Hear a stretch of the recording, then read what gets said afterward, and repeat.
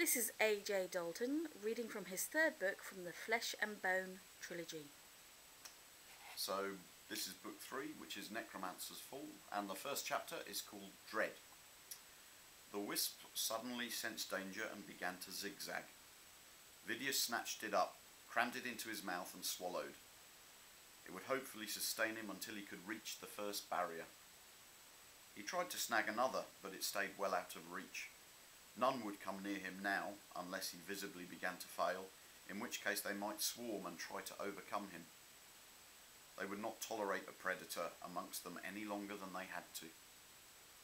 The first sphere of the demon realm was as insubstantial and ethereal as its inhabitants, so much so that the weight of his mortal body caused him to sink up to his knees in the fogginess of the ground. He moved as if he were wading, which made the going slow and difficult. It wasn't just his weight that this sphere of existence was loath to support, it was his very physicality. His skin was a barrier that separated him from his surroundings. Where the wisps were entirely porous to the thin substance of this sphere, he disrupted its fragile continuum.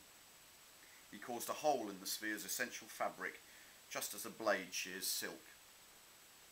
It tried to pass uninterrupted around him, but there was too much friction, and he tore more and more of it with each step he took. His flesh burned as if being eaten away. He began to tear his face from his skull to give himself but a moment's relief, but then reminded himself he would need this body if he were to see his way past the other spheres. He gritted his teeth, clenched his hands into fists, and put each of them under the opposite armpit. Trying to ignore his agony, he pushed on, causing more and more damage to the sphere. The wisps occasionally flared with light, trying to tempt him from his path with a show of life force. He drooled at the thought of consuming their power, but knew they sought to lead him into one of the inky pools of nothingness concealed in the mist to either side of him. When wisps had drifted into the mortal realm from this sphere, they'd been known to do much the same with travellers in swamps, deep forests, or other remote places. Like any other denizen of the demon realm, they always hoped to find some opportunity to steal the body or life force of a being from a higher plane of existence, and such opportunities more commonly represented themselves at the precise moment of the being's death.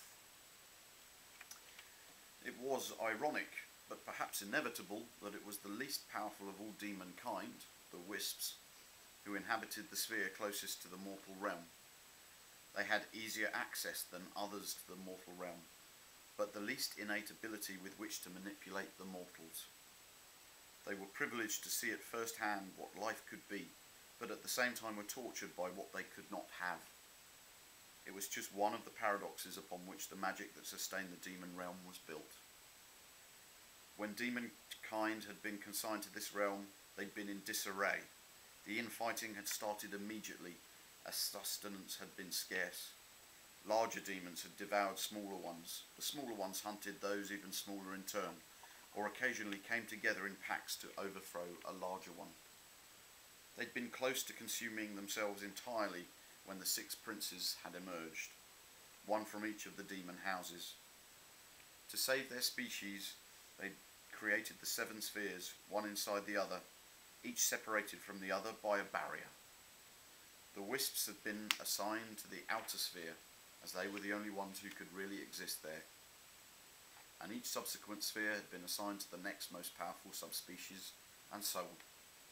The innermost sphere belonged to the princes, of course, yet they did not possess the absolute centre. At the core was the relic, the artifact of power that sustained the entire demon realm. Before the coming together of the princes, the houses had warred back and forth for possession of the relic, each seeking to have sway over the others in order to ensure its survival. Yet each time one house captured the relic, the others would unite against it and the struggle would start again. Finally, the princes had sealed the relic within an adamantine sphere at the core, so that none had it while the realm stayed intact. With the creation of the spheres, the rate at which demonkind devoured itself had no longer outstripped the rate at which it multiplied. A balance of sorts had been established. Some might even have described it as a life, limited though it might be. Yet it was only the spheres closest to the relic that had the gravity and density of power require for anything like full physicality. The majority of demonkind still hungered for more, wanted to be more. No, Vidius had seen what true life was like when in the mortal realm, and the demon realm was nothing but a pale shadow by comparison, a mockery.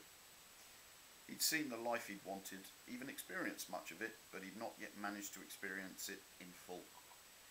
He'd always been forced to hide from some enemy or other, or bow to another's authority, even when he'd been a general in the army of some mortal despot. Then there was also the terror of the gods of the mortal realm. He'd been forever looking over his shoulder to see who might be creeping up on him. It wasn't enough. He would only know life in full if it was he who ruled, and rule he would, even if he had to destroy the demon realm to do it.